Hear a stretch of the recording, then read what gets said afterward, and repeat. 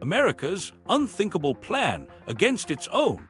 A U.S. passenger jet full of college students explodes midair, its wreckage falling into the Caribbean.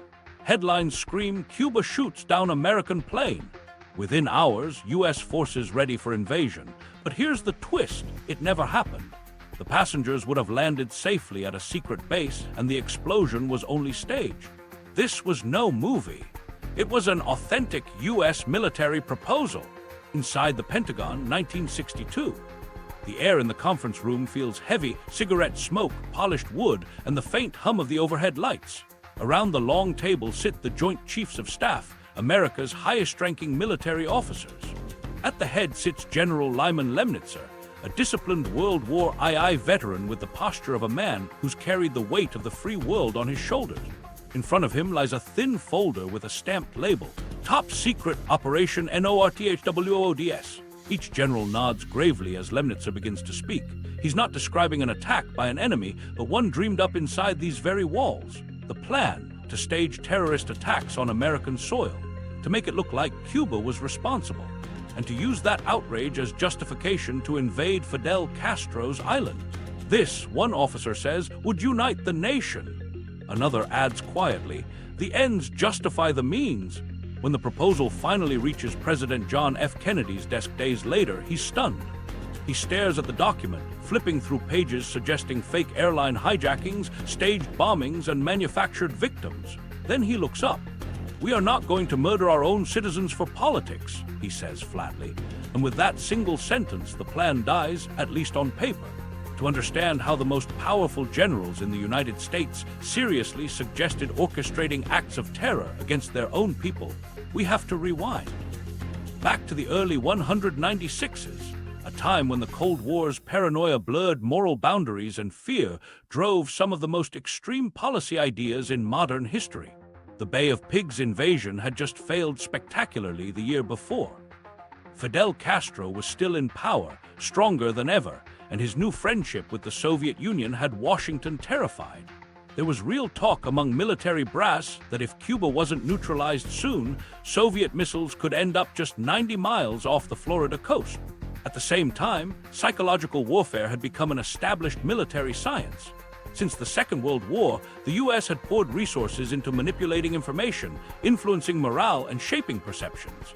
What started as propaganda leaflets in Germany and Japan had evolved into full-scale doctrines about deception and psychological control. Now, strategy wasn't just about weapons, it was about beliefs. And belief in the wrong hands could justify nearly anything. By 1962, the United States was deep in this gray zone, a place where intelligence, propaganda, and covert action blended into something far less accountable. Within that ambiguous territory, one idea grew roots. If the American public could be convinced Cuba had attacked them, the political and moral obstacles to invading the island would vanish overnight. Inside the Pentagon, the pitch for Operation Northwoods didn't sound like treason. It sounded like strategy, a bold, secret tactic to protect democracy from communism. In their minds, it wasn't betrayal, it was initiative. But for Kennedy, it was a line that could never be crossed. That meeting, his quiet defiance, became one of the defining confrontations between civilian leadership and the military establishment in modern U.S. history. Few outside that room ever heard what was said. Fewer still understood just how close the nation came to turning its power inward, using its own fear as a weapon. Operation Northwoods would vanish into secrecy for almost 40 years. But its blueprint revealed the shadowed edge of Cold War logic, a place where patriotism and paranoia nearly became indistinguishable. And it all began in that Pentagon room on a spring morning in 1962, when the generals thought the unthinkable could be justified, and the president said no. This is the story of the plan to attack America from within. Section 1, the Cuba problem. In 1961, the United States tried to overthrow Fidel Castro. It didn't just fail, it humiliated Washington in front of the world. The Bay of Pigs was supposed to be a neat, deniable operation that would rid the hemisphere of its first communist state. Instead, the ragtag invasion force of exiled Cubans was crushed in 3 days. Hundreds were captured, dozens were killed, and the CIA's fingerprints were everywhere. The fallout was immediate. In Havana, Castro emerged not as a cornered dictator, but as a victorious revolutionary who had beaten back an American plot. In Washington, it was chaos. Kennedy, only a few months into his presidency, had trusted the CIA and military advisors who promised an easy success. Now he looked naive, weak, and hesitant. Around him, the national security establishment was seething, not just at Castro, but at Kennedy himself. Inside the Pentagon's corridors, whispers grew louder. Senior officers thought the young president was too cautious, more interested in television optics than decisive action. Many believed he'd squandered America's credibility, and more than a few thought the only way to fix that was with force. Meanwhile, Fidel Castro was busy locking in the one alliance guaranteed to terrify Washington, an open partnership with the Soviet Union. In the months after the Bay of Pigs, shiploads of weapons and military advisors began arriving from Moscow. Communist newspapers boasted that Cuba would now be defended by the power of the Red Army. To American generals hardened by 2 world wars, a Soviet base 90 miles from Florida looked like a ticking bomb. The military's planning committees started sketching invasion concepts under the code name Operation Mongoose, a wide-ranging covert program to destabilize the Cuban government. Sabotage, propaganda, assassination plots, nothing seemed off-limits. But Kennedy, scarred by the Bay of Pigs, was wary. He publicly backed covert efforts but refused to authorize another overt invasion. For the Joint Chiefs of Staff, that hesitation felt like betrayal. They saw Cuba as the front line of the Cold War, a place where a single dictator could tilt the global balance of power. Every week that passed without action was another chance for the Soviets to entrench. The generals wanted clarity, not caution. They wanted victory. And they were convinced that public outrage, if properly directed, could give them that. The problem was simple. Americans didn't want another war in the tropics. Poles showed little appetite for more foreign interventions. The Bay of Pigs had been embarrassing enough. Selling another invasion would require something dramatic, something that forced ordinary citizens to believe Cuba was an immediate threat. Out of that frustration came the atmosphere that made Operation Northwoods possible. It wasn't the brainstorm of one rogue officer.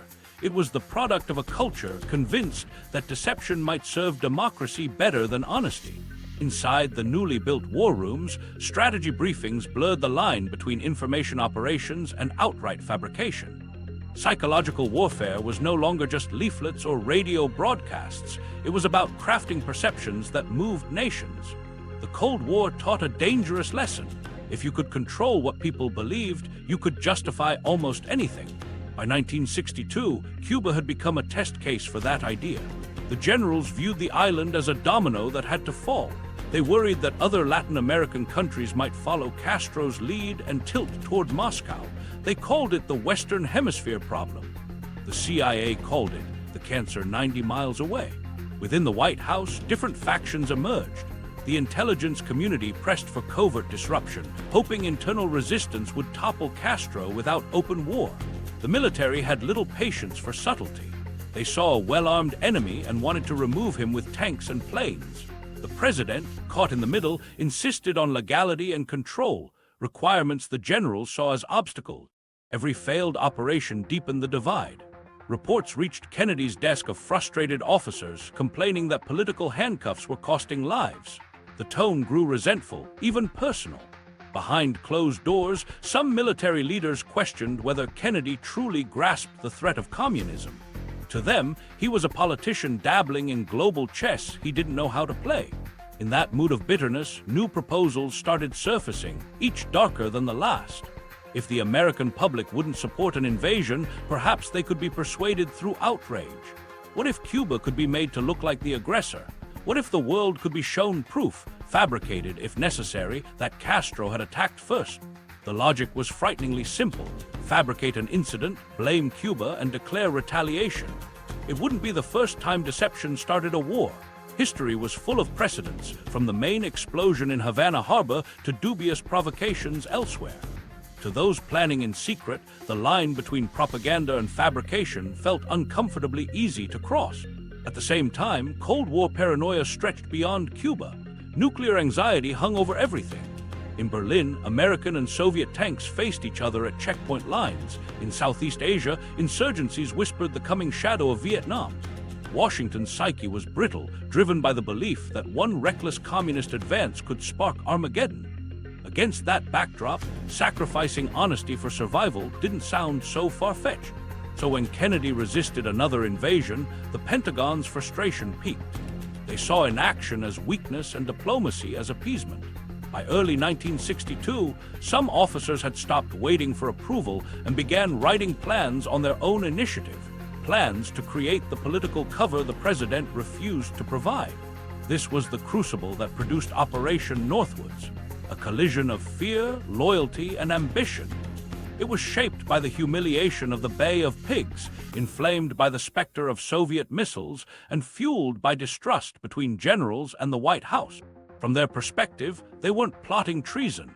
They were defending America in the only way they thought possible, by manufacturing the justification for war before their enemy could strike for real. But that mindset revealed something deeper, a moment when America's protectors began to imagine that the end might actually justify the means, even if it meant deceiving the very people they swore to defend. And in the spring of 1962, as plans and papers moved through Pentagon hallways, that idea was no longer theoretical. It was being typed, formatted, and stamped top secret. The stage for the unthinkable was officially set. Birth of the unthinkable plan. By February 1962, the mood inside the Pentagon had hardened. The Joint Chiefs of Staff, each representing the Army, Navy, Air Force, and Marines, had shared months of escalating frustration over Cuba. Every week brought new intelligence briefings about Soviet shipments arriving at Havana's ports, radar stations expanding across the island, and the tightening alliance between Castro and Moscow. Khrushchev, they feared, was building a beachhead for communism in the Western Hemisphere. Washington's patience was wearing thin. Its generals were done waiting. At the center of those conversations stood General Lyman Lemnitzer. A disciplined man known for sharp uniforms and colder expressions, Lemnitzer had served in some of the toughest campaigns of World War II. He believed in precision, order, and winning decisively. To him, the setbacks in Cuba felt like moral and strategic failure, a humiliation America couldn't afford. If covert operations couldn't remove Castro, then maybe something more dramatic could shift political momentum. Something that would make restraint impossible. So in early 1962, under Lemnitzer's guidance, military planners began brainstorming ways to manufacture a public consensus for war. The project was given the classified label Operation Northwoods. On the surface, it sounded like routine contingency planning, another entry in the endless catalog of Cold War hypotheticals. But privately, those involved understood this one was different.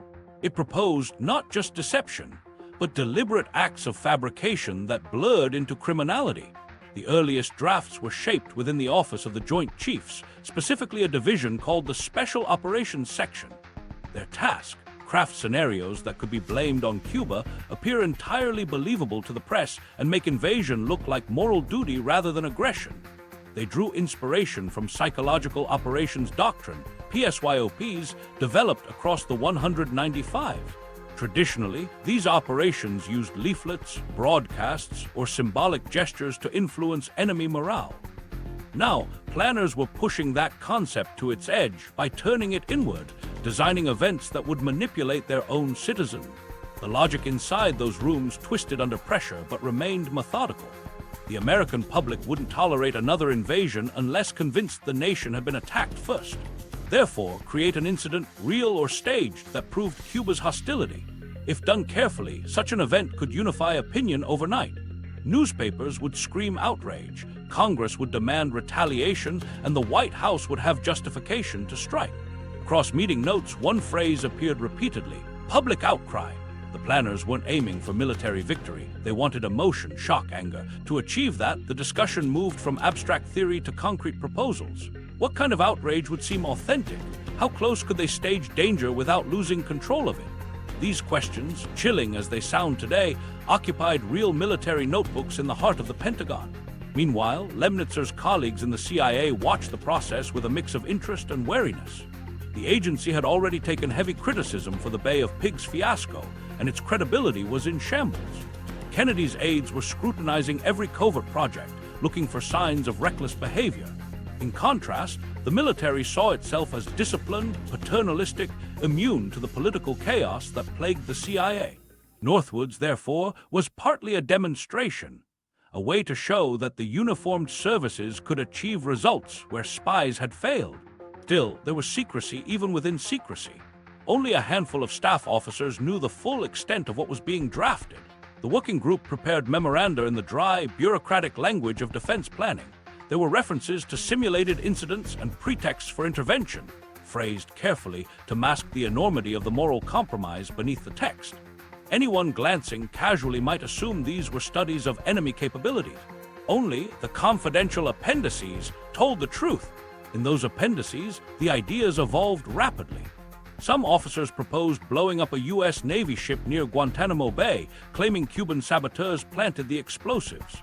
Others suggested faking an airliner's destruction, staging a civilian flight full of college students on vacation, then having the plane secretly land while a substitute aircraft exploded to provide evidence of Cuban aggression.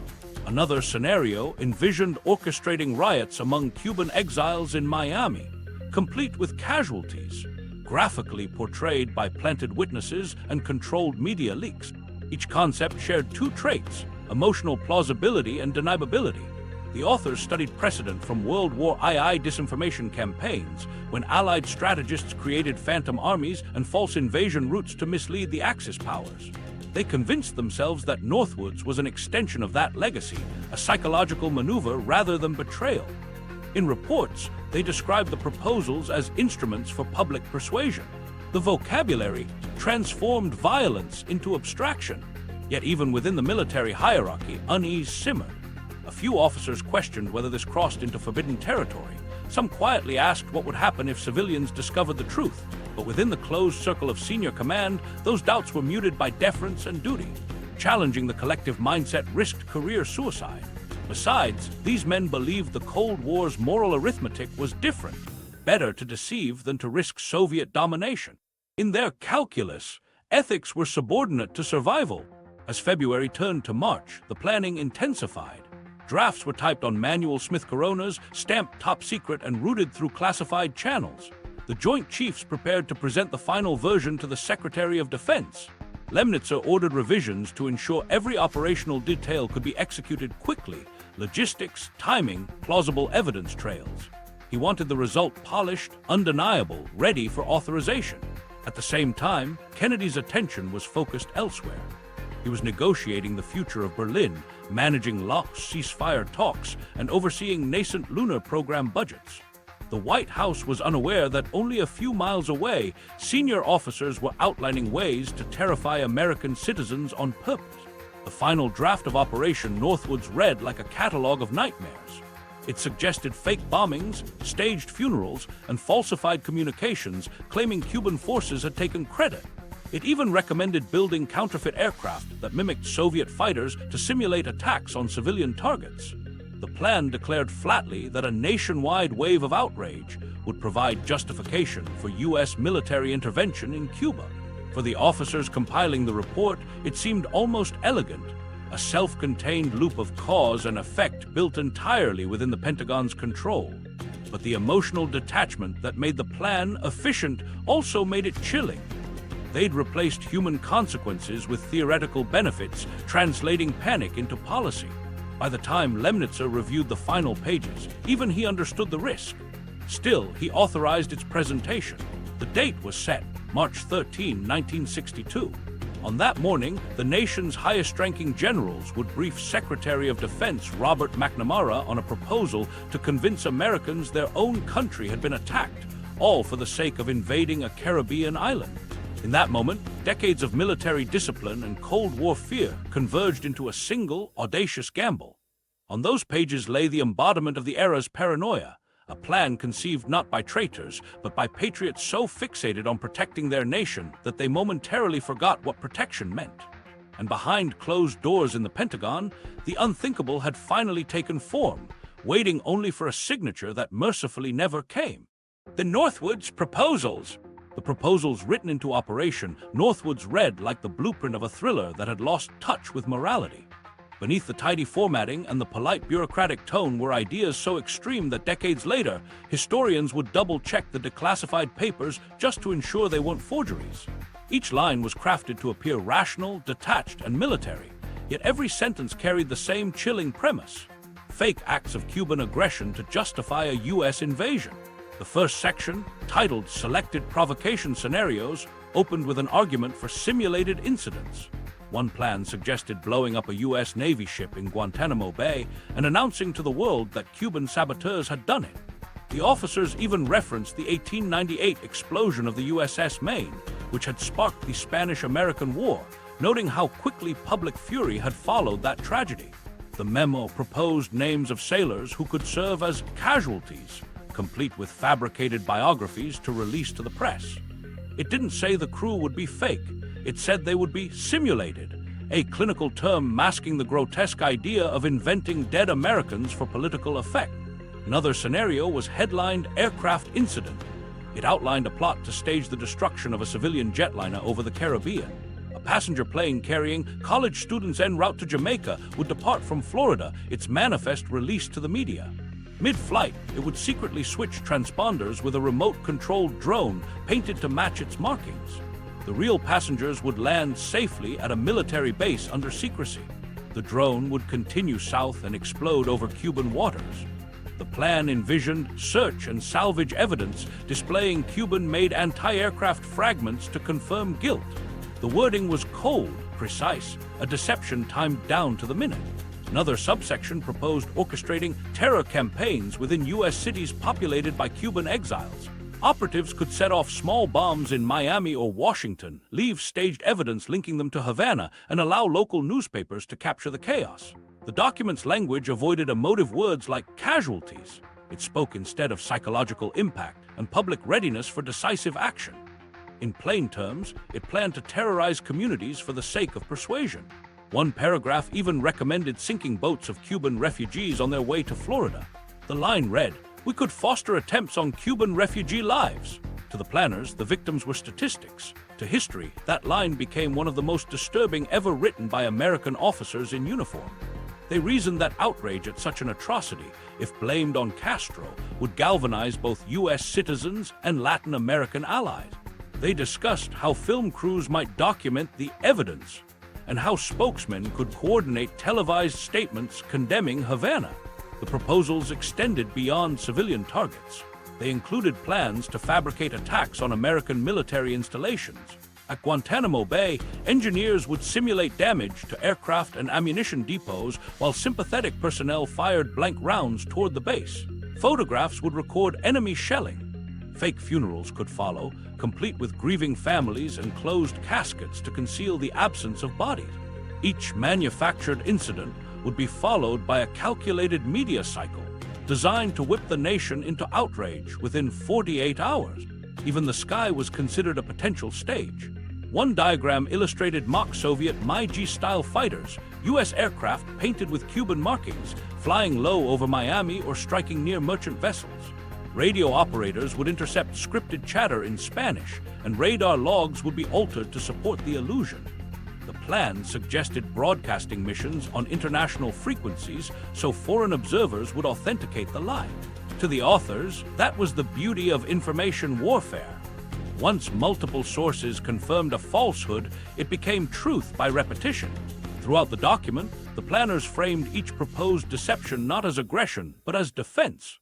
They wrote, "A carefully planned series of incidents will provide justification for U.S. military intervention." They saw the operation as a necessary catalyst. They feared that Washington's hesitation invited Soviet boldness, and they believed a lightning strike on Cuba could eliminate the communist threat before it metastasized across Latin America. Morality was treated like a luxury America could no longer afford.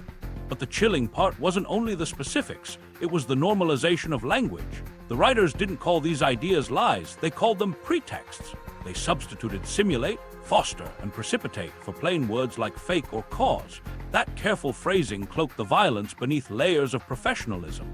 The farther readers sank into the document, the easier it became to forget that every tidy paragraph described a manipulation of real citizens' fears. Inside those pages, propaganda theory and psychological operations doctrine blended with operational logistics. The planners cited precedents from Europe and Asia, cases where deception had been essential to victory.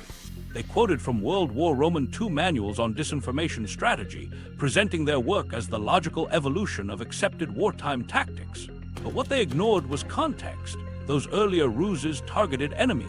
Northwoods turned those techniques inward, against the American public itself. Imagine the mindset in that conference room when the first draft circulated. Each general leafing through the proposals saw charts labeled publicity advantage, probable casualties minimal, and estimated effect positive.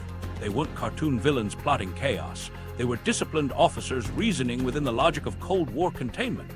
The fear of communism had become so totalizing that moral boundaries blurred into strategic variables. In their view, truth was another front in a global war, and sometimes fronts required sacrifice. Still, behind the mechanical tone of the document, one can almost feel the unease. Marginal notes shorten, handwriting tightens, as if even the typists sensed they were crossing into forbidden territory. Some drafts crossed out the phrase domestic incidents and replaced it with external manifestations to conceal the implication of attacking their own soil. The very effort to sanitize the words exposed the guilt underneath. At its conclusion, the Northwoods report summarized the goal succinctly. Public outrage of sufficient intensity is expected to create the desired climate for military action. No euphemism there, just a statement that emotion, not evidence, would propel policy. The report recommended coordinated stories planted in friendly media outlets, congressional briefings citing the Cuban threat, and follow-up operations once invasion began. It was a comprehensive narrative engine designed to manufacture consent. When historians finally read those words decades later, they saw the perfect storm of Cold War psychology.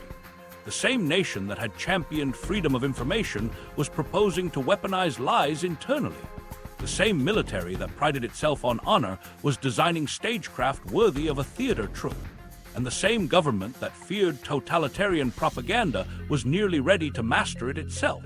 The moral distance between defense and destruction had collapsed into a single bureaucratic signature block. It's easy to judge that moment now with hindsight and safety, but within the paranoia of 1962, men like Lemnitzer believed survival justified almost anything. They looked at the map, Cuba a red spark beneath Florida, and imagined the dominoes falling. To them, the proposals were patriotic acts, painful but necessary to prevent a greater catastrophe. Yet the irony is inescapable. By plotting fabrications in the name of freedom, they risked extinguishing the very trust that sustained it. Had any portion of Northwoods been executed, the discovery would have shattered national faith in the military for generations. The architects of the plan were blind to that possibility because they assumed secrecy was permanent. History proved them wrong. When the final document was bound and stamped top secret special handling, the officers who produced it likely felt satisfaction, even relief. Their job was complete. They had provided the president with options, hard, unconventional options for dealing with Cuba. In their minds, they'd done their duty. They pushed their chairs back, straightened their uniforms, and moved on to the next meeting. None of them could foresee that their work would one day be read not as strategy, but as moral warning. The folder's opening line claimed the proposals were entirely within the capabilities of current technology. In the sterile shorthand of defense planning, that meant something horrifyingly simple. The plan was doable. All it needed was approval, and that approval was about to be tested. Within days, Lemnitzer would carry the Northwoods report down the polished corridors toward the office of Secretary of Defense Robert McNamara. The cover sheet bore the usual agency seals and a polite preface about supporting national objectives. Behind those bland words waited the most dangerous PDF in American history, one that asked the nation's leaders to become the enemies they feared. When Lemnitzer reached McNamara's desk and set that manila folder down, he wasn't handing over a wild fantasy. He was delivering a set of executable orders waiting for a signature. Beneath the hum of fluorescent lights, the unthinkable had been rendered practical, procedural, and ready. The doctrine behind it, behind the proposals of Operation Northwoods, lay an intellectual lineage. A doctrine that taught men in uniform that perception could be just as decisive as gunfire. To grasp how such ideas gain the sanction of serious officers, you have to return to the military classrooms and policy think tanks that shaped them. After the Second World War, American strategists inherited a new kind of battlefield: minds. During the war, psychological warfare, leaflets, radio broadcasts, rumor campaigns had helped break enemy morale. Those early experiments proved that belief could soften resistance where bullets failed. By the 195s, the term psychological warfare carried stigma. Officials worried the word warfare sounded too Nazi, too manipulative, so they renamed it Psychological Operations, or PSYOP. The new label made it sound clinical, almost humane, a means of persuasion rather than coercion. At Fort Bragg, North Carolina, the Army built an institution to teach this subtle science, the Psychological Warfare Center. Inside its classrooms, officers studied everything from sociology to mass communication. They practiced designing propaganda aimed not at enemies but at populations, civilian groups whose emotions could be directed toward political ends. Students learned formulas for influence. Credible messengers, repetitive themes, planted evidence. Truth was encouraged when useful, but flexibility was part of the craft. After all, the goal was effect. Generals like Lyman Lemnitzer had come of age when deception saved lives. In World War II, they'd seen phantom divisions trick the Germans before D-Day, fake radio chatter confuse Japanese forces, and coded messages lure enemy fleets into traps. To that generation, camouflage and falsehood were honorable tools of war, extensions of strategy, not moral evasion. The Cold War simply globalized those methods. Now the enemy wasn't a single army. It was communism itself, an ideology creeping through newspapers as much as through borders. By the early 196s, American doctrine blended military power with psychology in a seamless continuum. Policy papers spoke of total conflict, in which economics, diplomacy, and information operated as parallel fronts. Propaganda ceased to be a side project. It became an instrument of national defense. When officials described the United States as the arsenal of democracy, some meant arsenals of ideas as literally as weapons. Influence was warfare by another name. But this merging of minds and arms bred confusion about limits. If manipulating the enemy's perception was acceptable, could manipulating one's own citizens ever be justified for higher security? Inside secret committees, that question rarely appeared in moral terms. It surfaced as a problem of jurisdiction. Information was just another terrain. Whoever controlled it protected the nation, or so they reasoned. During the Eisenhower years, covert propaganda flourished through agencies like the United States Information Agency and the CIA's Office of Policy Coordination. They funded magazines, films, and cultural exchanges designed to showcase American virtue while eroding faith in communist regimes. Most of it stayed truthful enough to remain plausible. Yet the infrastructure for deception, the technical ability to stage, film, or fabricate convincing realities, expanded quietly. When Kennedy entered office, he inherited both the machinery and the mindset. His administration tried to steer PSYOP toward transparency, arguing that democracy demanded truth even in persuasion. But the military establishment, steeped in wartime precedent, believed psychological pressure worked only when control was total. To them, half measures invited defeat. Every crisis in the early 196s, the U-2 incident, Berlin tensions, the Bay of Pigs, seemed to confirm that hesitation cost lives. Out of that frustration grew a moral slide. If truth failed to protect freedom, perhaps even untruth could serve it. Operation Northwoods, in that context, wasn't an aberration but an extrapolation. Its authors described it as a logical extension of influence operations, create perceptions that motivated action. In their view, the Northwoods scenarios were simply PSYOP applied domestically. The civilians were just another audience, an audience whose outrage could move Congress and NATO into alignment. Some of the Northwoods drafts even included explanatory annexes referencing PSYOP manuals, treating the plan as a training example in strategic justification creation. At Fort Bragg, instructors taught the mantra "truth is the best propaganda." The phrase came from hard lessons in Vietnam and Eastern Europe, where exposed lies had discredited Allied messaging. Yet inside the Pentagon, that principle competed with another inherited from clandestine warfare: plausible deniability. Between those two poles, truth for credibility, lies for efficacy, policy oscillated. Northwoods tipped decisively toward the latter. It reduced communication to engineering. Trigger stimulus, expect response. Lemnitzer personified that tension. Trained as an engineer and staff planner, he trusted systems over sentiments. When his subordinates presented drafts of Northwoods, the language of psychological operations offered intellectual cover. It turned an ethical breach into a management problem. In that jargon, moral weight dissolved into procedure: construct scenario, anticipate reaction, assess outcome. The chilling simplicity gave professionals permission to proceed. Elsewhere in Washington, the State Department wrestled with the same conceptual drift. Diplomats argued for credibility in foreign information programs, warning that any exposure of falsity could erode alliances. But military strategists dismissed such restraint as naive. They pointed to Soviet desinformatia campaigns that flooded the developing world with lies, convincing millions that America spread plague or sought global domination. To fight a world built on propaganda, they believed, you had to match it blow for blow. The intellectual foundation for that thinking drew upon deterrence theory, the idea that fear itself could prevent war. But deterrence relied on perception. Enemies had to believe the threat. Once perception became a weapon, everything else followed logically. Manage belief everywhere, foreign, domestic, friendly, hostile, until reality aligned with policy objectives. In that logic, truth turned optional. What nobody admitted out loud was the cost. Constant manipulation corrodes the very trust that makes deterrence credible. If allies, citizens, or soldiers suspect everything is theater, commitment collapses. Kennedy sensed this instinctively. His emphasis on openness, from televised press conferences to cultural diplomacy, was strategic transparency, a way to prove democracy's strength through honesty. To many of his generals, that seemed reckless. The deeper problem was structural. PSYOP doctrine had no built-in moral governor. It taught methods, not limits. Instructors spoke of influence targets, not consciences. The assumption was that elected leaders would provide the ethical boundaries. But when those boundaries narrowed, as with Kennedy's refusal to invade Cuba, the doctrine offered no fallback. It drove planners to fill the vacuum with their own justifications. Northwoods was that vacuum made manifest. When historians later examined the plan, they traced its DNA directly to Cold War informational warfare.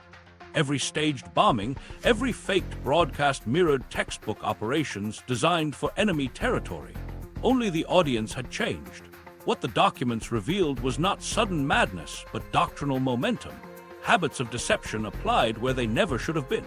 Inside that momentum lay a tragic irony. The military that prided itself on honor had built intellectual tools capable of erasing it. The same manuals that taught psychological defense could, twisted only slightly, authorize deceit against the home front. Those systems were waiting for restraint, and restraint arrived only when Kennedy said no. Northwoods therefore stands as more than a bizarre footnote. It's a cautionary monument to how ideas evolve once professionalized. Start by redefining truth as an instrument, and you may end by treating morality as optional paperwork. The plan's authors believed they were within doctrine. They were, in fact, illustrating its breaking point. When Lemnitzer carried the folder into the secretary's office, he wasn't just submitting an operation. He was testing the philosophy America had quietly cultivated for 20 years. Kennedy's rejection didn't merely end a proposal. It drew a curb across the runaway road of psychological engineering. The documents that would later horrify the public were, at their core, a mirror of the Cold War mind. Brilliant, disciplined, and dangerously convinced that any perception could be molded for the greater good. Kennedy's breaking point. On the morning of March 13, 1962, Secretary of Defense Robert McNamara arrived at his Pentagon office expecting another routine intelligence briefing. Instead, General Lyman Lemnitzer waited outside the door with a leather-bound folder. The tab read Top Secret, Operation Northwoods. Inside were 12 pages of proposals polished by the Joint Chiefs of Staff, the same document that had taken months of internal debate to perfect. Each page represented a moral boundary crossed in ink. When McNamara opened it, the air in the room seemed to thin. The generals briefed him in sequence, their tone professional, even confident. They described scenarios in neutral phrases, simulated provocations, anticipated public response, controlled casualties. Lemnitzer spoke last, summarizing that these measures would create the necessary justification for U.S. military operations in Cuba. There was no pause for reflection. To them, it was practical strategy. To McNamara, it was lunacy. Flipped through the pages, stopping at the section describing fake airline hijackings. A civilian aircraft, possibly chartered, would appear to be shot down by Cuban MiGs. He looked up, expression tight. Appear to be. Lemnitzer nodded briskly. Yes, sir, it will be carefully arranged. No loss of life. McNamara set the folder down. General, this reads like we're proposing to stage acts of terror on our own people. The room fell silent. No one answered. Within minutes, the meeting ended. McNamara sent the document directly to the White House. A note on the cover sheet read simply, "For the President's review, Joint Chiefs proposal regarding Cuba." When Kennedy received it that afternoon, he told his aide to hold all calls. He closed the Oval Office door and read every page twice. Each new paragraph felt heavier than the last. Sinkings, bombings, hijackings, plans to manipulate the public outrage he was sworn to represent. By the time he finished, he was pacing the carpet. Accounts from aides later described his reaction as quiet fury. He didn't erupt. Instead, he questioned how such thinking had taken root. These weren't minor bureaucrats. They were the country's most trusted military leaders. How could they suggest fabricating casualties to justify a war? For Kennedy, the horror wasn't only the content, it was the confidence behind it. The generals hadn't asked if the ideas were ethical, they'd assumed they were. That evening, he called McNamara and National Security Advisor George Bundy to discuss the document. According to Bundy's later recollection, Kennedy's first words were flat. "We're not doing this. We're not going to trick our people into a war." McNamara agreed. The decision was immediate. But Kennedy wanted an explanation, not just for the proposal, but for the mindset that allowed it. "I want to meet them," he said. "All of them." 2 days later, the Joint Chiefs gathered in the cabinet room. The president entered without ceremony. He carried the Northwoods file beneath his arm and placed it on the table. For a moment he said nothing, just watched the men who'd authored it shift uneasily. Finally, he broke the silence. "Gentlemen," he began, "I've read your proposal. I find it extraordinarily wrong." He spoke evenly, but each word landed sharp. The United States government does not plan the murder or deception of its own citizens to win a war of politics. Several officers attempted to defend the logic. They argued that no real Americans would die, that simulated incidents had worked in past wars, that communist expansion required unconventional thinking. Kennedy stopped them with a raised hand. "We lead the free world," he said. "We don't imitate the enemy to defeat him." His eyes moved from one face to the next. "If our defense depends on faking attacks on ourselves, then we've already lost something worth defending." The discussion ended quickly. Kennedy closed the folder, turned to McNamara and said quietly, "Make sure this never reaches another desk." Then he left the room. The generals remained seated, some stunned, others defiant. None spoke. For the first time in their careers, their commander-in-chief had drawn a moral line they hadn't seen coming. In the days that followed, silence settled over the Pentagon. Staff officers were instructed to retrieve every copy of the Northwoods file. Classified safes were relocked, and routine briefings proceeded as if nothing had happened. But beneath the surface, resentment simmered. Many within the military establishment saw Kennedy's rejection not as ethical clarity, but as weakness. They believed he'd squandered an opportunity to remove Castro and stand firm against the Soviet. Lemnitzer especially felt the sting.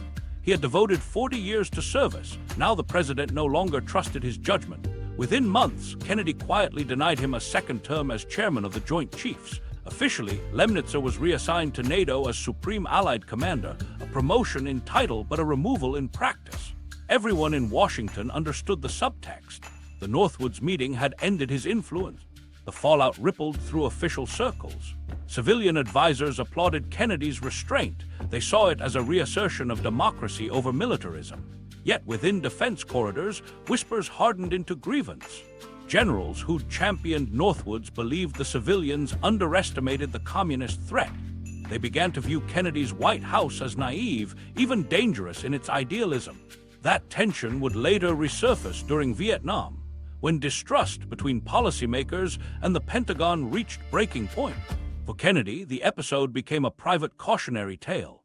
It confirmed his deepest fear that military zeal, if unchecked, could subvert the very principles it sought to protect.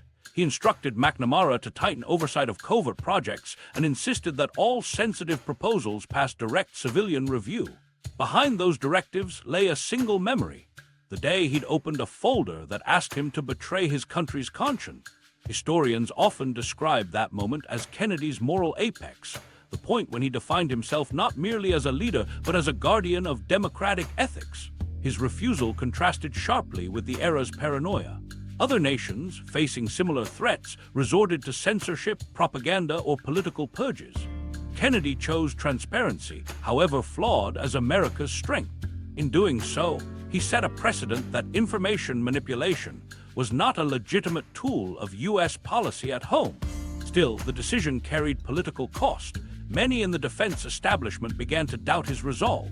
After the confrontation, private memoranda circulated questioning his reliability in a nuclear crisis. When the Cuban Missile Crisis erupted later that year, those doubts lingered, but so did the boundary he had drawn. Even when nuclear war seemed possible, no one dared propose another domestic deception. The line had held. For Lemnitzer, exile to Europe provided distance if not absolution.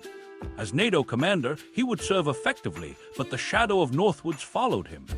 Decades later, when the files were declassified, his signature sat plainly on the front page, a reminder that even the most distinguished officers can lose sight of limits when fear overtakes judgment. In the quiet after the cabinet room meeting, Kennedy returned to his desk and stared out at the South Lawn. The Cold War still raged, Castro still ruled, the Soviets still armed themselves. Nothing tangible had changed, but something fundamental had been preserved. He'd de-stopped a plan that might have destroyed America's moral credibility forever. He reportedly muttered to an aide, "If this is what passes for strategy, God help us all." And with that, the president moved on to the next crisis, leaving behind a file that no one in Washington dared mention again. A testament to how close the nation had come to turning its power against itself, and how one refusal kept the republic tethered to its conscience. The fallout inside Washington. In the weeks after Kennedy's rejection of Operation Northwoods, an uneasy calm spread across official Washington. Meetings resumed, briefings continued, but something invisible had shifted. In the Pentagon's long marble hallways, officers exchanged polite greetings that hid bruised pride. The commander-in-chief had not only dismissed their plan, he had questioned their judgment. For a military establishment that prided itself on loyalty and hierarchy, the rebuke cut deep. General Lyman Lemnitzer tried to carry on as if nothing had happened. He attended NATO coordination sessions, signed budget authorizations, and dutifully appeared at White House receptions. But among his peers, the unspoken truth lingered. His career in Washington was finished. Kennedy's staff delayed meetings, avoided consultations, and quietly began searching for a replacement. Officially, no one discussed Northwoods again. Unofficially, everyone understood that the president's trust in his top generals had fractured. Inside the Department of Defense, mid-level officers sensed the tension. Some sympathized with the president's moral stance. Others whispered that civilian control had gone too far, that the politicians were tying the military's hands while communism advanced abroad. Those whispers grew frequent in the E-Ring offices overlooking the Potomac. Over coffee and classified folders, phrases like, "He doesn't understand readiness," and "We're losing initiative," began to surface. The same fear that had fueled the Northwoods proposal of appearing weak to Moscow now found a new target, the Oval Office itself. By early summer 1962, Kennedy began reorganizing his national security chain. Publicly, it looked like routine management. Privately, it was damage control. McNamara tightened review procedures so that no covert or psychological operation could proceed without explicit civilian authorization. The Joint Chiefs complained that new paperwork strangled efficiency. Kennedy didn't care. "We can survive inefficiency," he told an aide. "We can't survive insubordination." Meanwhile, Lemnitzer's frustration hardened into resignation. His colleagues on the Joint Chiefs, especially the Air Force's Curtis LeMay, still pressed for decisive action against Cuba. They argued that Soviet deliveries of radar equipment signaled escalation, yet every recommendation met White House skepticism. Kennedy had drawn a line, and now every plan was measured against it. To the generals, it felt like the president no longer trusted their patriotism. To Kennedy, it was the only way to prevent a repeat of the moral collapse he had just witnessed. In August, the press hinted that Lemnitzer would soon leave the Joint Chiefs. The stories framed it as routine turnover, another distinguished officer moving on to an international post. Privately, insiders knew the truth. He'd been denied a second term. By fall, the announcement became official. Lemnitzer would assume command of NATO forces in Europe. The Pentagon released formal congratulations. Kennedy shook his hand politely. Behind the smiles, both men understood the symbolism. NATO was far from the White House, and distance now served them both. For younger officers who idolized Lemnitzer, the reassignment looked like punishment for honesty. They muttered that the administration was soft, deceptive toward its own allies, fixated on appearances over power. Some of those sentiments later surfaced in Vietnam, when uniformed commanders accused civilian leaders of micromanagement and ignorance. The cultural divide that Northwoods had exposed between moral caution and martial certainty would widen for the rest of the decade. McNamara faced the fallout firsthand. Each week he fielded memos combining operational data with veiled criticism. One colonel wrote that risk aversion in civilian guidance may jeopardize hemispheric security. Translated from Pentagon tone, that meant the president's fear of scandal is undermining deterrence. McNamara scribbled in the margin, "We will accept that risk." He had seen the alternative. Inside the White House, National Security Advisor George Bundy drafted a confidential report analyzing civil-military relations. It warned that strategic confidence has eroded and urged more open dialogue to rebuild trust. Kennedy agreed but refused to apologize. "I can work with disagreement," he told Bundy. "I can't work with deception." He saw the problem not as wounded pride, but as a systemic drift towards secret autonomy. The idea that generals could interpret national interest independently of elected authority. As autumn approached, external events deepened the rift. Reconnaissance photos confirmed Soviet missile installations in Cuba, the nightmare the Joint Chiefs had predicted. For a moment, their anger felt vindicated. Yet Kennedy's measured response during the October crisis, quarantining the island instead of invading, proved effective without triggering war. The standoff ended peacefully, and nuclear Armageddon was avoided. In Pentagon circles, some grudgingly admitted that restraint had worked. Still, the bitterness from earlier months never faded. Lemnitzer watched those developments from his new NATO headquarters in Paris. Outwardly, he thrived, managing alliance logistics, coordinating exercises, overseeing diplomatic ceremonies. But Washington's inner circles remembered Northwoods whenever his name surfaced. The Joint Chiefs he left behind used him as a cautionary example. Loyalty to the Constitution meant accepting civilian vetoes, no matter how misguided they seemed. Lemnitzer understood. He'd lived the cost. Within intelligence agencies, the episode had its own impact. The CIA, still recovering from Bay of Pigs humiliation, took comfort in the fact that the Pentagon now shared reputational damage. Analysts in Langley began circulating new ethical guidelines. Though mostly symbolic, they signaled recognition that unchecked covert creativity risked destroying credibility. One section explicitly stated that psychological operations shall not be directed toward domestic U.S. audiences. It was a bureaucratic redemption born from an event almost no one could publicly discuss. Still, rumors leaked. Capitol Hill aides heard whispers about an outrageous plan to fake attacks on Americans. No documents surfaced, and the story sounded so implausible that journalists dismissed it as paranoid myth. The classified files stayed locked in secure vaults marked eyes only. Only a handful of people inside the Pentagon understood how close the country had come to enacting the unimaginable. For Kennedy, the fallout was personal as well as professional. He had entered office with faith in military expertise. He left that spring with caution bordering on distrust. Conversations that once flowed easily turned guarded. During defense briefings, he began asking detailed moral questions before authorizing missions. Who's the target? Who might be misled? What happens if the public finds out? Those queries frustrated planners but became his signature habit. He'd learned that the most dangerous threats to democracy sometimes came from within its own mechanisms of security. Meanwhile, Robert McNamara quietly kept a sealed copy of the Northwoods file in his personal safe. He never referenced it publicly, even years later when interviewed about the Kennedy era. Friends said it remained a silent reminder that integrity must outweigh ingenuity. Decades afterward, when reporters confronted him with the declassified pages, he claimed he had no memory of seeing the plan, but added that he would have rejected it. That careful phrasing still carried the echo of 1962's shock. Inside Washington, the lasting effect of the episode was paradoxical. It strengthened civilian oversight yet deepened the estrangement between policymakers and soldiers.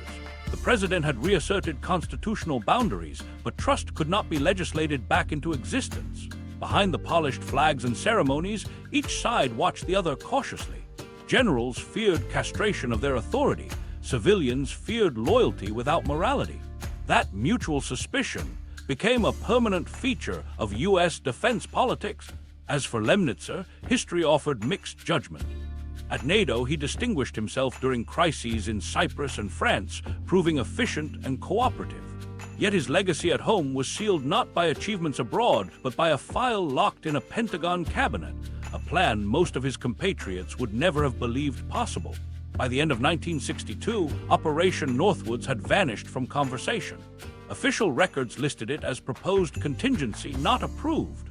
The phrase was bureaucratic erasure, designed to hide the enormity beneath its calm syntax. But within the minds of those who'd witnessed it, the lesson endured. Fear and patriotism alone could not guide a democracy. They needed conscience to steer them. When Kennedy looked back on that year, a year of near disasters, from nuclear brinkmanship to domestic dissent, he regarded one quiet meeting as pivotal. Not the missile standoff, not the diplomatic victories, but the afternoon he told his generals no. Everything that followed in Washington's corridors, the resentment, the restructuring, the eventual détente between civilian ideals and military power, traced back to that moment. In the Republic's capital, power had shifted subtly yet decisively. The uniformed services remained the sword arm of the nation, but the hand that held the sword had reasserted control. Beneath the glass dome of the Pentagon, the echo of that realization lingered long after Lemnitzer's departure. The defenders of the Constitution had been reminded that the Constitution defended them too, by keeping them in check. The secret's buried. For the rest of the 1960s, Operation Northwoods vanished so completely that even officials who had lived through its creation began to doubt it had ever existed. The folders were sealed, the carbon copies shredded, and the proposal filed under a code reference that revealed nothing. The pages never reached congressional oversight committees or public archives. In bureaucratic terms, it had been absorbed. In moral terms, it had been buried. Inside the Pentagon's records branches, classification was routine, but Northwoods received special treatment.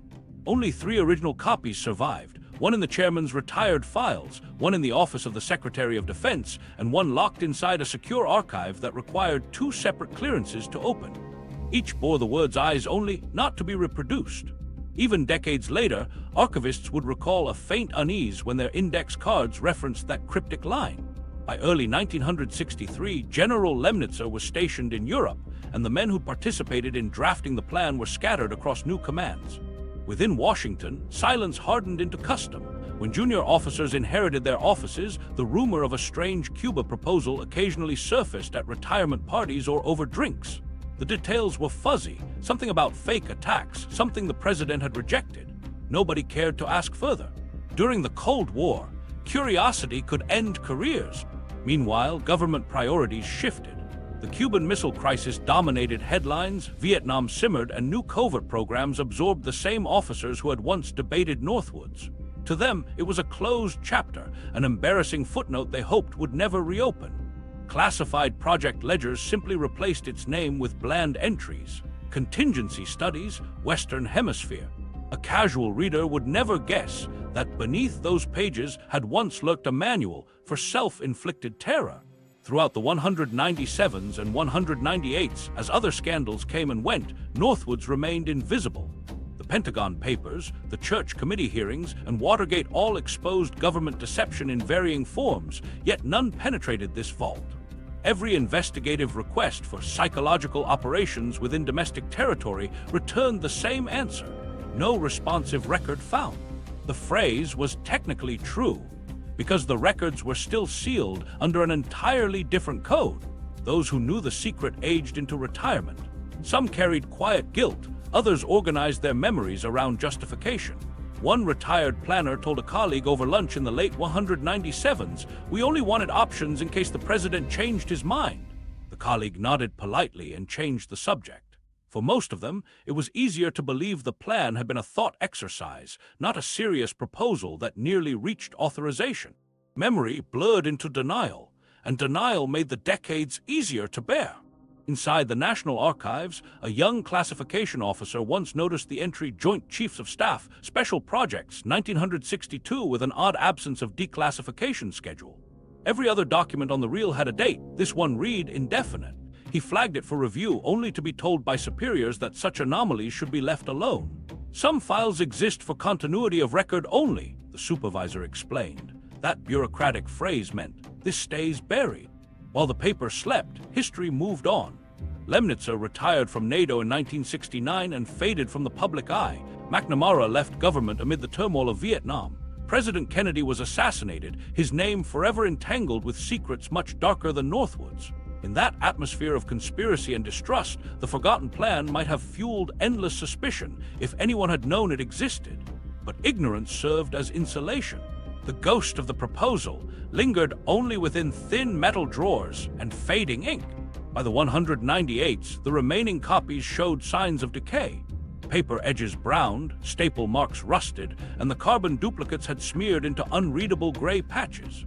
Archivists contemplated routine disposal, but hesitated because of its still classified status. Instead, they resealed the folders and moved them into the Permanent Defense Historical Collection, a quiet tomb of failed idea.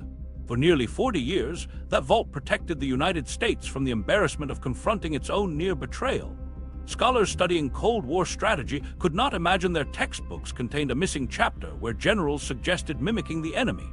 In universities, students debated academic hypotheticals. What if governments faked crises to start wars? Never knowing that such a plan had existed in precise, typed form only a few miles from the National Mall. Yet secrets have their own lifespans. In the 199s, public pressure following the JFK Assassination Records Collection Act set in motion the slow unsealing of every classified document remotely tied to that era. Review boards began combing through warehouses of microfilm, checklist by checklist. When analysts reached Joint Chiefs 1962, a forgotten folder caught their attention. The summary line mentioned pretexts for military intervention. Out of habit, they slit the seal.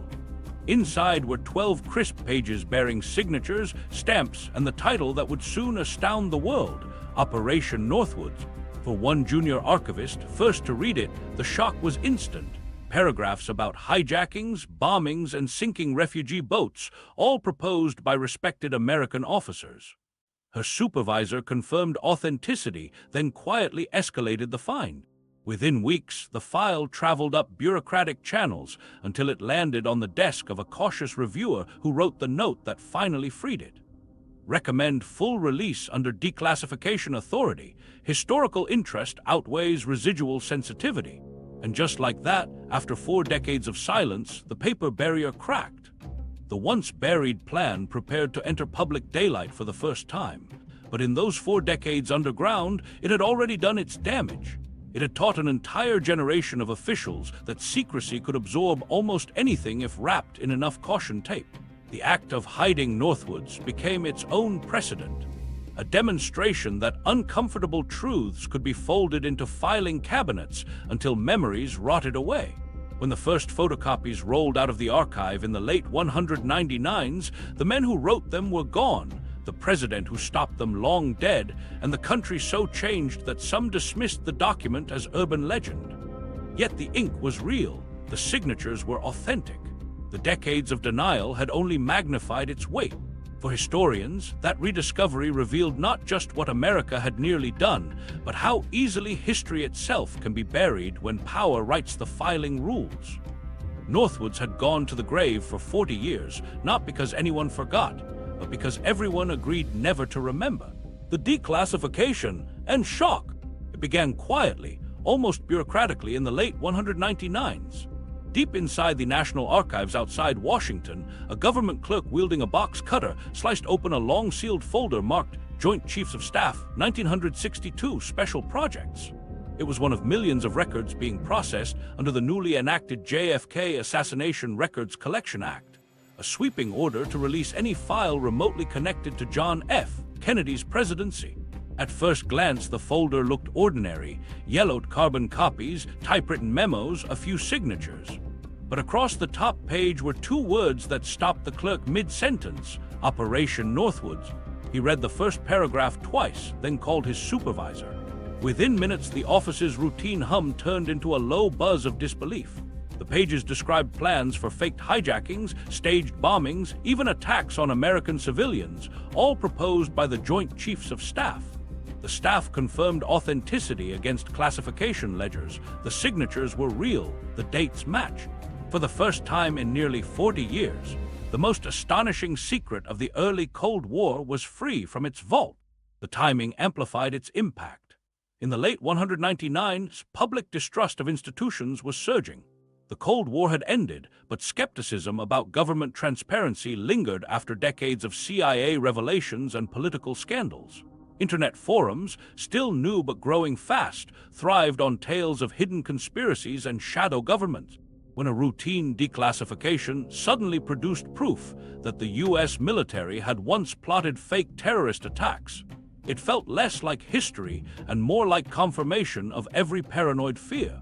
News of the find spread inside scholarly circles first. Historians scanning the batch lists noticed the phrase "pretext for military intervention." Copies began circulating quietly between researchers.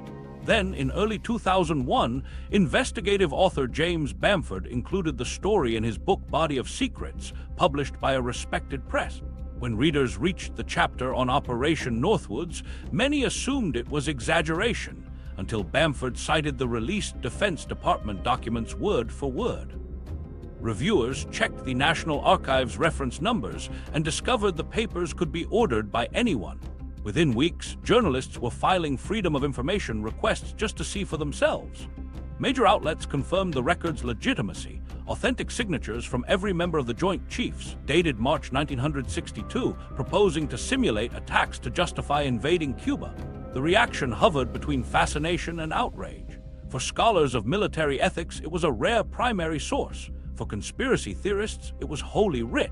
The phrase "false flag," once confined to niche political vocabulary, entered mainstream conversation overnight. Television programs framed the revelation as the plan America refused. Anchors used measured tones, but couldn't hide their discomfort. Citizens who'd grown up idealizing the 196s as an age of principle suddenly confronted documents proving that, behind the rhetoric of freedom, some leaders had contemplated deceiving their own people. The public didn't know whether to feel betrayal or relief. Betrayal that such plans existed, relief that Kennedy had rejected them. Inside the Pentagon, the rediscovery triggered quiet panic. Few current officers had ever heard of Northwoods. Fewer still believed their predecessors capable of proposing it. Internal memos ordered reviews of archival procedures to ensure no other sensitive relics were awaiting surprise release. When reporters pressed for comment, defense spokesmen stuck to one concise statement: the plan was proposed and rejected. They offered no apology, no elaboration. That silence only fueled speculation. Across early internet message boards, debates exploded. Some users claimed Northwoods proved that modern tragedies might also be fabricated. Others urged caution, pointing out that the plan's rejection illustrated checks and balances working as intended. The distinction blurred quickly in the cacophony of digital discourse. For the online public still adapting to the power of viral information, the fact that the US government had once written such words was shock enough.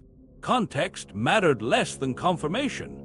It showed deception was possible. Academia responded more steadily. Ethics professors incorporated the case into curricula on civil-military relations.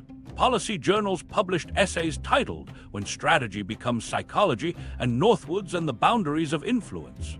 The consensus among scholars was clear. Kennedy's refusal marked a turning point, preserving democratic legitimacy. But the emotional takeaway for many citizens remained simpler. If the government had been capable of drafting Northwoods, what else might lie hidden? By mid-2001, public broadcasters aired documentaries featuring the once secret text. Commentators read aloud excerpts. We could foster an attempt on Cuban refugee lives. Hearing the sanitized bureaucratic tone spoken allowed chilled audiences more than any dramatization could. Call-in shows flooded with disbelief. Letters to editors wondered how moral reasoning could have drifted so far. Some praised the courage of those who released the files. Others demanded safeguards to ensure no present officials could ever revive such logic. For military historians, the revelation filled a missing link in Cold War chronology. It explained Kennedy's abrupt shakeup of Pentagon hierarchy in 1962, his later distrust during Vietnam planning, even his public emphasis on peace. Suddenly, those decisions had context. The president hadn't been merely idealistic. He'd seen how easily patriotic fear could warp into deception. The archive had handed scholars the smoking gun behind a moral evolution. As the documents circulated online, scanned and reposted countless times, the story detached from its history and grew mythic. Creators of early conspiracy websites cited it as proof that governments routinely manufacture crises. Advocacy groups referenced it during debates on surveillance and secrecy. To them, Northwoods was no longer a case study, it was precedent. A single declassified file had shifted the language of public suspicion for an entire era. Inside the National Archives, staff who had overseen the release watched the uproar with mixed feelings. They believed in transparency but hadn't expected cultural aftershocks. One archivist remarked, "We opened a window and found a mirror." The remark spread among historians as a metaphor for the moment. Discovering Northwoods revealed as much about the anxieties of the modern public as about the paranoia of the past. When James Bamford appeared on television to discuss his findings, he repeated a simple line, "The story here isn't that it happened, it's that someone stopped it." That phrasing reframed the scandal from conspiracy to cautionary tale. It reminded viewers that Kennedy's moral restraint was the counterweight to the madness, yet outrage proved louder than nuance. By the end of 2001, Operation Northwoods became shorthand for any revelation suggesting deception at the highest level. Two ironies defined the event. First, the plan's exposure, 4 decades too late, vindicated the principles Kennedy had tried to defend: openness and civilian accountability. Second, its belated publicity damaged trust anyway, confirming for many that secrecy itself was the problem. The documents showed that ethical lines, once crossed even on paper, never disappear, they merely wait for discovery. Government transparency advocates used Northwoods as leverage, arguing for stronger oversight laws. Military academies quietly added it to required ethics readings. And among ordinary citizens, the episode fueled both cynicism and vigilance. People realized that democracy's survival depends less on the absence of dark ideas than on the presence of leaders willing to reject them. By the early 200s, the scandal's initial shock had faded into reflection. What survived was a paradoxical pride that the system, however flawed, had possessed one moment of courage when it mattered most, but beneath that pride lingered unease. A file had slept undisturbed for 40 years, its contents capable of rewriting public faith overnight. Operation Northwoods proved something profound. Information is power not only when used, but when withheld. The plan's publication reopened questions about every layer of authority that allowed it to exist unseen for decades. Scholars could now quote its lines, journalists could show its stamps, but what disturbed people most was simplicity. The threat had never been history's monsters abroad. It had been paperwork in a cabinet down the hall. Ethics, oversight, and legacy. When Operation Northwoods reemerged from the archives, it instantly became more than a scandal. It turned into a permanent case study in the ethics of national security. Inside defense universities, instructors held up the plan as an example of what happens when technical expertise outruns moral judgment. Cadets who once associated the Joint Chiefs with unquestionable integrity found themselves reading memos that proposed manipulating their own family's fear. The shock wasn't just historical, it was generational. How could patriotic officers convince themselves that deception on that scale was acceptable? The answer, scholars explained, lay in the environment that produced them. Secrecy normalized as duty and fear mistaken for strategy. Within months of declassification, the Pentagon's educational branches quietly added Northwoods to advanced ethics curricula. The Air Force Academy's seminar on civil-military relations examined the plan's opening justification paragraph line by line, translating bureaucratic language into plain speech. One instructor told his students, "Every phrase here sounds reasonable until you remember it's describing fake funerals." The discussion always ended the same way. Power without oversight corrodes purpose. That sentence became the institutional takeaway. Civilian oversight agencies used the rediscovery to re-emphasize their own relevance. Congressional committees that supervised intelligence budgets cited Northwoods as proof that classification could hide moral drift. The Defense Department Inspector General's office renewed training on appropriate use of domestic information operation. In truth, the government was guarding itself against ghosts. No modern official was planning false flag theatrics. But the idea that professionals had once typed those words kept everyone wary. Bureaucratic memory, though slow, can act as conscience. For political theorists, Northwoods illustrated a paradox at the heart of democracy's security apparatus. The more power it amasses to protect freedom, the greater the temptation to use that power without consent. The plan's logic, manufacture outrage for noble ends, wasn't unique to one decade. Variations of that reasoning appear whenever fear dominates politics. That's why universities from West Point to Harvard teach the case today. It personalizes an abstract lesson. Morality collapses not in shouts of villainy, but in memos written by people who believe they're safeguarding the nation. Military ethicists traced another dimension, the language problem. They pointed out that the authors of Northwoods didn't describe lying, they described simulating.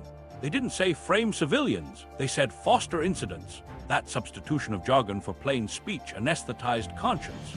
Public administrators now study those semantics as warning signs. When official documents replace verbs of responsibility with verbs of management, readers should worry. It's the linguistic camouflage of wrongdoing. Meanwhile, historians contextualized Kennedy's rejection as a watershed moment for civilian oversight. Before 1962, presidents often deferred to military planners out of respect for experience. After Northwoods, that deference evaporated. Kennedy's refusal established precedent. Strategic initiative must always submit to elected scrutiny. Subsequent administrations, even amid controversy, inherited that boundary. During Vietnam, Watergate, and Iran-Contra, investigators and whistleblowers routinely invoked the spirit of 1962 when calling for transparency. A line drawn once became a reference point forever. In military training, the event also altered doctrine. By the early 197, the Department of Defense codified restrictions on psychological operations directed toward domestic audiences. Course materials cited Northwoods by implication, warning that credibility is a finite resource. The new principle, truth as force multiplier, emerged as both slogan and safeguard. Officers learned that if the population's trust erodes, even the most advanced weaponry loses deterrent value. The ethical became practical. Across wider society, the revelation fueled debates about how democracies remember their failures. Some commentators argued that publicizing Northwoods only deepened cynicism. Others insisted that confronting such darkness strengthened resilience. Transparency advocates won that argument. They noted that concealment had inflicted greater harm than exposure ever could. Once declassified, the plan lost its toxic power. It became lesson instead of rumor. That distinction matters in every open society. Sunlight transforms paranoia into history. Still, the plan's legacy wasn't confined to textbooks. It shaped legislation. The 199's wave of declassification led directly to reforms in information management. Agencies now require periodic sunset reviews for high-level secrets. Indefinite classification must be justified annually. Though few citizens realize it, that procedural safeguard exists because Northwoods stayed hidden too long. Ethics found expression in paperwork, a fitting irony for a story born from bureaucratic rot. Culturally, the revelation resonated beyond politics. Filmmakers and novelists mined it for symbolism. The government turning its narrative machinery inward, truth rewritten as theater. Artists treated it as metaphor for the human tendency to rationalize harm in pursuit of certainty. Even within popular culture's exaggerations, the core stayed intact, a reminder that authority's darkest moments often begin with administrative neatness.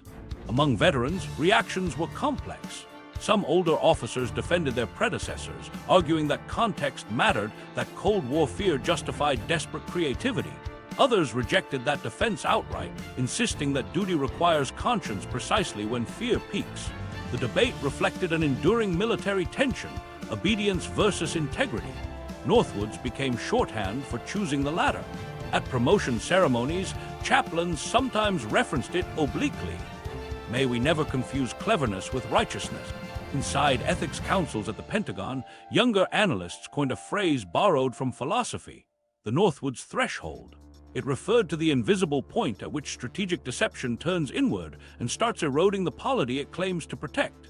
In workshops, participants were asked to define where that threshold lies for new technologies, cyber operations, data manipulation, artificial intelligence. Every generation faces its own version of the dilemma. The old file provides the cautionary compass. Academics evaluating the legacy emphasize balance. They remind students that despair is as dangerous as secrecy. To conclude that all institutions would choose deceit is itself a distortion. After all, the checks worked. Kennedy stopped the plan, records survived, and historians exposed them. The system's redemption lay not in perfection, but in self-correction. That message often gets lost in cynicism, yet it's crucial. Ethical collapse is preventable precisely because leaders once proved it could be prevented. For philosophers of governance, Operation Northwoods joins a lineage with the Pentagon Papers and Nuremberg. Each episode redefines accountability. In lectures, professors diagram a simple arc. Belief breeds justification, justification breeds secrecy, secrecy breeds exposure, and exposure breeds reform. The pattern repeats because humans repeat motives. Northwoods confirms that transparency isn't weakness, it's the immune system of democracy. By the 21st century, the plan had become required reading across the government's professional schools, the Naval War College, the Foreign Service Institute, the FBI Academy. Instructors treat the story as moral inoculation. They emphasize that legality alone cannot dictate virtue. Sometimes the Constitution's letter permits actions that its spirit forbids. Officers emerging from those courses often quote a line attributed to Kennedy. The hardest courage is saying no when everyone around you says yes. Whether he truly said it hardly matters. The sentiment captures why his decision endures. Beyond official circles, Northwoods left an imprint on civic awareness. It reminded citizens that oversight isn't a one-time safeguard, but a living practice. Every voter, journalist, and historian is part of that boundary. The plan's afterlife demonstrates how ethical vigilance migrates from classified briefings into public conscience. In that sense, Northwoods continues to serve its country, not as a strategy, but as a warning engraved in institutional memory.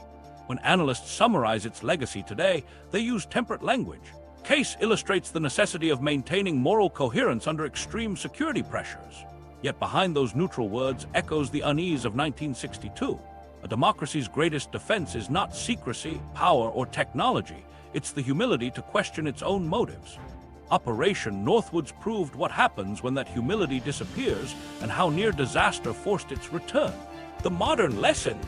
By the time Operation Northwoods reached the public, politics, technology, and public trust had crossed into a new age where a single leaked document could ripple through the entire world in minutes.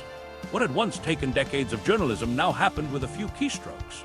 That speed changed everything about how societies respond to secrecy. The Northwoods file, though decades old, became a parable for living in a century where truth itself moves at network speed. Its echoes surface everywhere, from arguments about fake news to the way people read tragedy. Whenever events look suspicious, internet debates revive the same pattern. If they plan to do it then, could they do it now? The question fuels conspiracy culture not because citizens crave fantasy, but because history provided precedent. The plan's existence confirmed that the unimaginable had once been imaginable in official paperwork. That single realization made disbelief harder to sustain. For governments, the lesson landed sharply. Transparency wasn't optional anymore, it was survival. In an era where whistleblowers can broadcast entire archives, secrecy carries diminishing returns. Agencies began codifying open review systems to prevent another 4-decade blackout. Internal culture shifted from need to know to need to justify. It's a quiet reform traceable to the moment archivists slit open a folder labeled Special Projects, 1962. Yet the public takeaway was simultaneously more dramatic and less precise.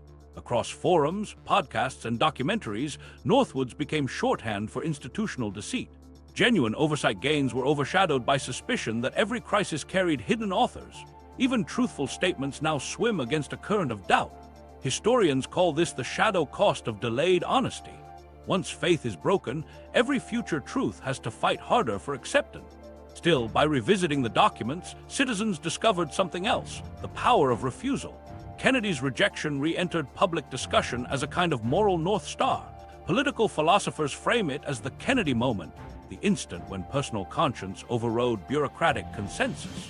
That story resonates because nearly every generation faces its own choice between convenient fear and inconvenient integrity. Reading the transcript of his meeting with the Joint Chiefs, audiences confront that decision in real time. A young leader telling hardened generals, no. Modern debates about surveillance, data manipulation, and algorithmic influence mirror the same theme. Replace bombs with information streams, and the core dilemma remains: how far can a government shape public perception before it betrays the people it protects?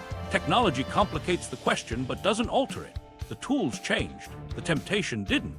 Analysts studying cyber operations now quote Northwoods as a historical parallel, the first known blueprint for weaponized narrative. They warn that digital deception, even when meant for deterrence, risks repeating the plan's original sin, turning citizens into targets of their own defense system. The episode also transformed how intelligence agencies handle dissent. Inside today's training programs, analysts are taught that questioning legality is their duty, not defiance. Courses on ethical escalation cite 1962 as justification. If one officer had spoken earlier, Northwoods might never have reached the president's desk. The idea that integrity requires internal friction has become embedded in bureaucratic DNA, a delayed moral evolution triggered by a forgotten file. Northwoods' influence extends beyond government walls. Cultural memory absorbed it into everyday speech. Late-night hosts reference it when mocking Paranoia. Journalists invoke it when explaining why conspiracy theories spread so easily online. In classrooms, teachers use it to illustrate critical thinking, how to separate verifiable history from viral rumor. Ironically, the plan that once sought to manufacture ignorance now fuels lessons in skepticism. The deception that never happened continues educating people about truth. Corporations and media organizations drew similar cautions. After the early 200s information wars, editors began using the story as a standard example when verifying anonymous claims. Remember Northwoods, truth can survive secrecy, but reputation can't. The reminder anchors newsroom ethics. Double-check evidence before amplifying outrage. In that way, a military scandal from 1962 improved journalistic restraint half a century later. For ordinary citizens, the deeper modern lesson lies in ownership of vigilance. Democracies outsource defense, but not conscience. Northwoods revealed that oversight can't depend solely on elected officials. Citizens must cultivate their own skepticism without sinking into cynicism. Balance is the hardest part, believing enough to cooperate, doubting enough to verify. The plan's rediscovery turned that balance into a civic habit. Elsewhere, historians note how the event reshaped America's self-image. The nation likes to think its moral course corrects itself, and Northwoods supports that narrative, a system capable of madness, but also of mercy when one person says no. It reinforces hope that ethical breaks still function under pressure. That optimism distinguishes democracy from systems where moral failure becomes permanent policy. In lectures about authoritarianism, professors often contrast Kennedy's refusal with regimes that turned similar fantasies into action. The comparison underscores that restraint, not aggression, preserves strength. Every new controversy, from drone warfare to surveillance AI, revives the same uneasy echo. Policymakers cite the Northwoods test. If a proposal relies on manipulating one's own people, stop. Committees use the phrase unofficially as shorthand for self-sabotage. Even detached from its original era, the warning remains practical. The moral equation hasn't aged a day. At the same time, society's relationship with secrecy keeps evolving. Total transparency can paralyze decision-making, yet total secrecy corrodes legitimacy. The gap between those extremes defines modern governance. Northwoods sits at that intersection as permanent signpost. Hide too much and the revelation will wound deeper than the protection was worth. The modern security state survives by learning what 1962 forgot, that credibility is a strategic asset. 60 years later, the once classified folder functions like a mirror more than a relic. It reflects every era's new fears, cyberplots, misinformation, deepfakes, and asks the same question: how much illusion can a democracy tolerate before it fractures? There's no final answer, only tension managed daily by journalists, officials, and citizens alike. But the principle drawn from those yellowed pages endures with stubborn clarity. Security built on deceit is insecurity in disguise. In the end, Operation Northwoods remains both caution and comfort. Caution, because it shows how deeply fear can deform judgment. Comfort, because it proves conscience can still win. The document's afterlife teaches that history's value isn't in its secrets, but in its disclosures. Every generation that reads those pages renews the unwritten pledge Kennedy made in silence, that no ambition, however strategic, is worth erasing the moral line between protectors and the protected. Operation Northwoods stands today as one of the darkest what-ifs in American history, a reminder that even nations built on liberty can wander alarmingly close to betraying it. The plan's discovery stripped away the comforting illusion that morality in government is automatic. It showed that fear, bureaucracy, and conviction can align into something monstrous without ever announcing evil intention. Those 12 typed pages revealed how quickly the language of patriotism can become a blueprint for deception. Kennedy's rejection of the proposal remains a quiet act of heroism. He didn't face a battlefield that day. He faced conviction disguised as logic. Surrounded by men who truly believed they were protecting their country, he chose restraint over reassurance, ethics over expediency. In that refusal, America's democratic boundary held. History rarely remembers it as a grand event, yet the moral consequence of that meeting may have shaped every safeguard that followed. The deeper lesson lies not in the plan's existence, but in its near execution. There was no villainous conspiracy, only loyal officers lost in abstraction. They measured patriotism through effectiveness, forgetting that conscience is also strategy. Kennedy's simple no restored scale, reminding everyone that ends without integrity are defeats disguised as victories. That mindset continues to haunt leadership training, the recognition that courage sometimes means stopping rather than striking. Kennedy's refusal came with consequences. Within months, General Lyman Lemnitzer, the plan's chief architect, was denied a second term as chairman of the Joint Chiefs of Staff. Officially, he was promoted to Supreme Allied Commander Europe NAID. In truth, it was exile cloaked as honor. The rejection of Northwoods had ended his influence in Washington. His signature remained on the front page of a file that history would one day reopen as proof that oversight, even when unpopular, can save a nation's soul. For half a century, the file slept behind steel drawers, its threat dormant but its warning timeless. When the documents finally emerged, they confronted Americans with what their institutions had been capable of conceiving and what their president had prevented. The contrast between proposal and refusal became the country's moral equation: power unchecked versus power answerable. Every democracy lives inside that balance. Northwoods also redefined secrecy itself. Once, classification symbolized order. Now it reminded everyone that information withheld too long becomes poison. The outrage following its release pushed governments to treat transparency as maintenance, not confession. Yet the damage of concealment lingered. Decades of silence fed conspiracies stronger than the truth they replaced. That aftermath proved the paradox at the heart of governance. Hiding shame to protect trust inevitably destroys trust instead. In modern headlines filled with data breaches, misinformation campaigns, and polarized disbelief, the old file feels unnervingly current. Its pages whisper that technology may change tactics, but morality doesn't digitize. Whether manipulating radio waves or social feeds, any attempt to manufacture consent risks repeating the same sin, turning citizens into instruments instead of participants. Northwoods endures as the moral benchmark by which those experiments must be judged. Even within that darkness, there's endurance of faith. The system ultimately worked because a human conscience interrupted it. One sentence from a young president outweighed an entire institution's momentum. That proportion is the heart of democracy, authority checked by character. It suggests that redemption in politics arrives not from perfection, but from individuals willing to remember what decency sounds like when procedure forgets. The story's power lies in confrontation, not condemnation. Reading those sterile lines about simulated incidents, audiences don't just learn history, they feel its proximity. It forces every reader, official, or citizen to measure where their own line would be drawn. Because the next version of Northwoods may not involve bombs or planes. It may appear as data manipulation, secret algorithms, or policies justified by fear. Remembering this history is how societies recognize that moment before crossing the threshold. So the legacy of Operation Northwoods isn't simply that it existed, it's that it failed.